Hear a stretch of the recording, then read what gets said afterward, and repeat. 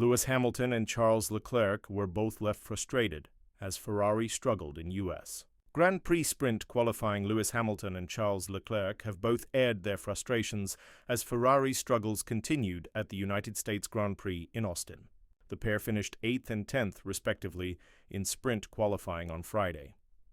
Both drivers had even looked at risk of missing out on the final shootout as they struggled for pace at the Circuit of the Americas. Seven-time world champion Hamilton, who has won the US Grand Prix more times than any other driver, 6, and clinched 2 of his world championships at the iconic circuit, scraped into the final part of sprint qualifying.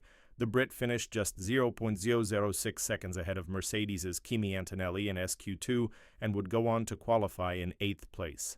But having initially looked promising in Austin, he was left rueing a loss of pace as he bemoaned the Scuderia's performance. "That was definitely not the pace we were expecting," Hamilton admitted to F1 TV. "I really don't know. It was looking good in practice, and SQ1 was looking pretty decent also. Then it just started to fall away from us. The car is very, very tough to drive, and this just fell away from us. 8/10 is just a mountain to climb." Leclerc was also bemused at the lack of pace in the car when speaking to F1 TV following sprint qualifying. "We lost time everywhere," he explained. "I don't regret what I've done in my lap much. Maybe a little bit more mileage this morning on the medium. You can fine-tune the car a little bit better. There might be a 10th in that, a 10th and a half, I don't know. But it's not enough. I mean, we are so behind now. I'll be very surprised if we find something that will make such a jump. I hope I'm wrong, but unfortunately, for now, it just seems like it's the potential of our car. We just need to understand if they understood something that we didn't.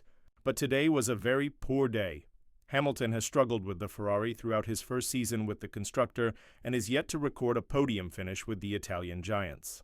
Barring winning the Chinese sprint race back in March, it has proven to be a year to forget for the 40-year-old, who currently sits 6th in the standings with an unassailable 2-1-1 point deficit on championship leader Oscar Piastri.